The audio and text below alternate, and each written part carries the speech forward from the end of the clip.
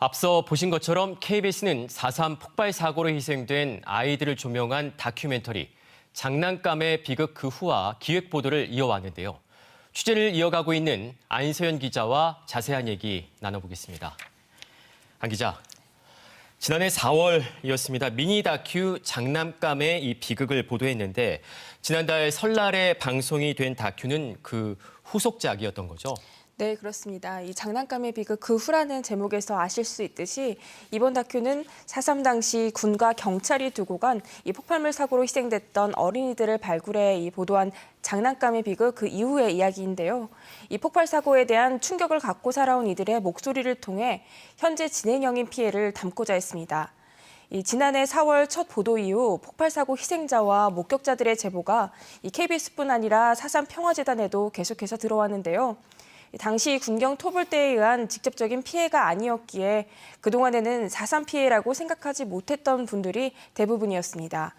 사고가 난 학교의 생활기록부와 제적부 전수조사를 통해서 또 다른 희생자들도 확인되는데요.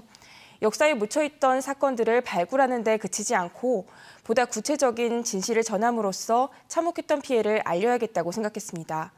또 사고로 죽거나 장애를 갖고 살아온 아이들이 이 기록물을 근거로 추후 희생자로 인정받았으면 하는 바람으로 취재를 이어갔습니다. 네, 이 다큐를 보면서 저도 많이 놀랐는데 이 폭발 사고로 희생된 어린이들이 너무나 많더라고요. 네, 맞습니다. 이 폭발 사고 피해는 이미 10년 전인 2015년에도 공론화된 적이 있는데요. 이 4.3 진상조사보고서에 유일하게 기록된 표선초등학교 폭발 사고입니다.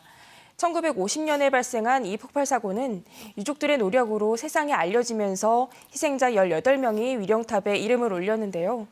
당초 30여 명이 피해를 당한 것으로 알려졌지만 다른 희생자들의 신원은 확인되지 않았었습니다. 그런데 KBS 취재 결과 알려지지 않았던 희생자들이 새롭게 확인됐습니다. 취재진은 지난해 보도를 계기로 이 4.3 평화재단 추가 진상조사팀과 함께 제주도 교육청의 협조를 받아 학교 제적부를 뒤져봤는데요. 사고 사망자 중 위령탑에 기재되지 않은 두 학생을 더 찾을 수 있었습니다. 75년이나 흘렀지만 당시 숨진 학생을 기억하는 분들도 만날 수 있었는데요. 이분들을 통해 손가락을 잃고 이른 나이에 숨진 1학년 학생의 피해도 확인할 수 있었습니다. 또 하나 가슴 아팠던 게 그날 사고를 목격한 1학년 학생이 커서 선생님이 되어서까지 계속 그 트라우마에 시달렸다는 건데요. 네. 10년 전 이미 수면 위로 드러난 사건이었지만 이 당시 어린이들의 피해를 제대로 어루만져 주지 못한 것 같아 안타까웠습니다. 안 기자가 얘기를 한 것처럼 조금만 더 관심을 가졌더라면 놓치지 않을 수 있었을 텐데 좀 아쉬운 대목인데요. 이 비슷한 사고가 났던 서귀포 초등학교 폭발 사고는 지난해 처음 확인이 된 거죠. 네, 그렇습니다. 이 표선초의 폭발 사고가 나기 한 해 전인 네. 1949년 서귀포 초등학교에서도 그 폭발 사고가 있었는데요. 이 증언에 따르면 30여 명이 죽거나 다친 것으로 추정되지만 당초 저희가 확인한 피해자는 2명뿐이었습니다. 그런데 지난해 보도 이후 사고 당시 5학년이었던 제보자로부터 또 다른 희생자들을 확인할 수 있었는데요. 취재진은 당초 최초로 폭발물을 발견한 학생과 그리고 폭발물을 갖고 놀다 창밖으로 던진 학생을 직접 찾아갔습니다. 이들은 파편에 맞아 상처를 입고 급기야는 퇴학을 당하기도 했는데요.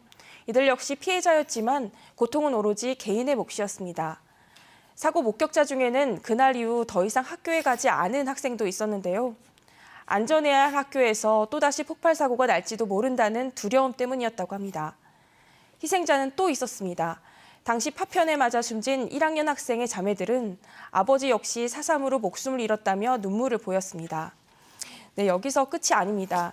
취재진은 추가 진상조사팀과 함께 서귀포 초등학교에서도 제적부를 살펴봤는데요. 이 조사 결과 본교 폭발 사건의 사망이라고 적힌 희생자를 추가로 확인하고 이 치료를 위해 다른 지역으로 전학 간 학생들도 찾았습니다. 네, 이게 지금 말씀해 주신 게 전부 다 당시 군과 경찰이 벌이고 간 폭발물 때문에 이제 벌어진 일인데 그런데 생존 희생자들은 이러한 피해 사실을 왜 적극적으로 알리지 않았을까요? 예. 네, 말씀하신 것처럼 대부분의 생존 희생자들은 긴 세월 침묵하고 있었는데요. 이 폭발물을 갖고 놀았다는 죄의식과 그리고 살아남았다는 죄책감 때문이었다고 합니다. 이 1952년 북촌초등학교 인근에서 수류탄을 갖고 놀다 이 친구들을 잃은 윤상번 할아버지도 그중 한 명이었는데요. 2명이 숨지고 또 다른 2명은 장애를 갖게 됐지만 윤 할아버지는 크게 다치지 않으면서 평생 마음의 짐을 안고 살았다고 합니다. 이 취재진은 당시 폭발 사고 현장에 있다 왼쪽 눈이 실명되고 다리를 크게 다친 7살 소년의 행적도 쫓아봤는데요. 이 40여 년 전에 일본으로 떠나 가정을 꾸리고 살아왔지만 사고 후유증으로 30대 이른 나이에 세상을 떠난 것으로 확인됐습니다.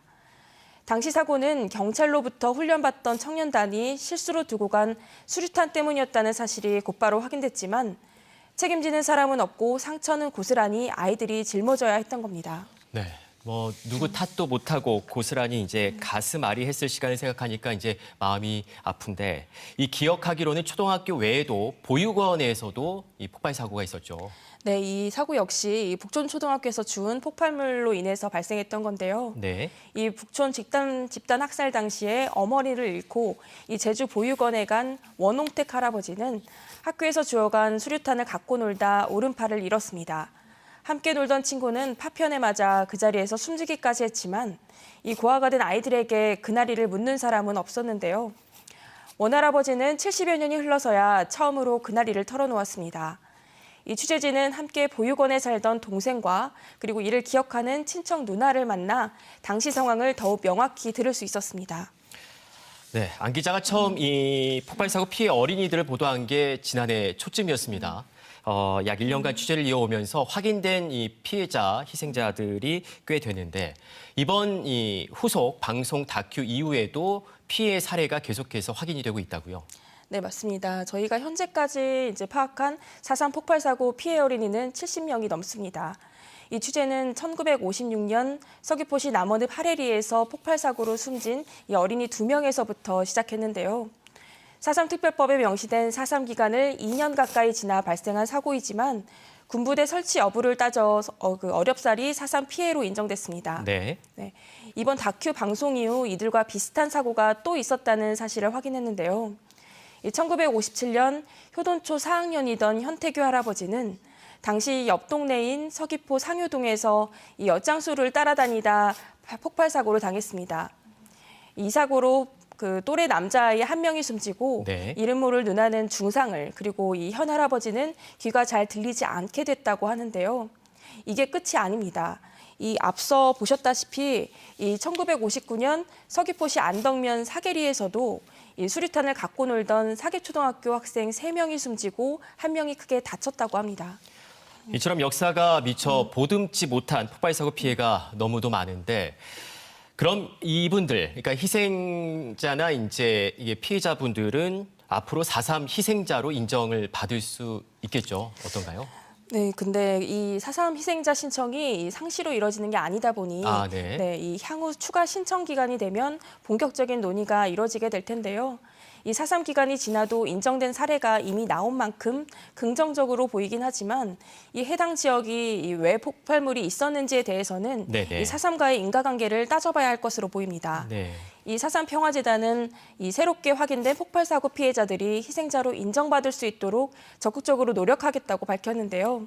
이 취재진은 가장 보호받아야 할 이 아이들이 억울하게 희생된 사건들을 어떻게 기록하고 매듭짓는지 계속해서 지켜볼 예정입니다.